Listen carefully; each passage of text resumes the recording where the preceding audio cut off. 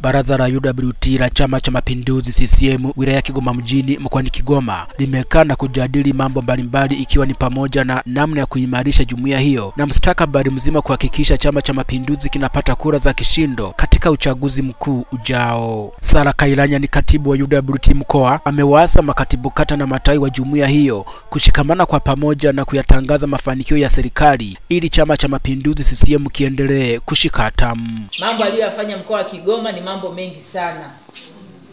Amegusa kila sekta jamani. Amefanya kazi kubwa kama mama. Ndio. Na kwa nini sisi tusimpe kura za kutosha? Sasa hivi Mama Samia hana deni, sisi ndio tuna deni la kumlipa. Ndio. Tunamlipaje sisi? Ni kumtafutia kura za Chama cha Mapinduzi aweze kushinda kwa kishindo. CCM oyee. Twendeni sasa tuanze kujipanga. Kwa hiyo tuna muda tu mchache. Lengo ni ushindi wa Chama cha Mapinduzi. Kidumu Chama cha Mapinduzi. Kidumu Chama cha CCM.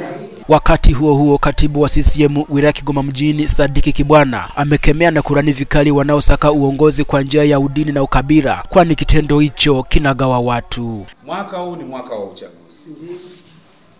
Ningeomba niwasihi wakati wa sasa viongozi waliopewa majukumu lazima watimize majukumu yao pasipo buguza.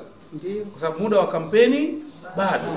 Na hakuna jemedali wa siasa wala mtu akaja akaelekeza watu eti mchague fulani. Nikikusikia kwamba kuna mtu kwa vile sio kabila lao katoka labda alikotoka, lakini mwana CCM mzuri, ni mwenzetu, tuko naye, tunafanya kazi.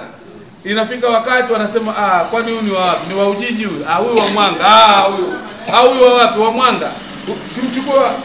Haiwezekani. Yaani tumwangalie mtu mwenye sifa ambaye atakwenda kutuongoza.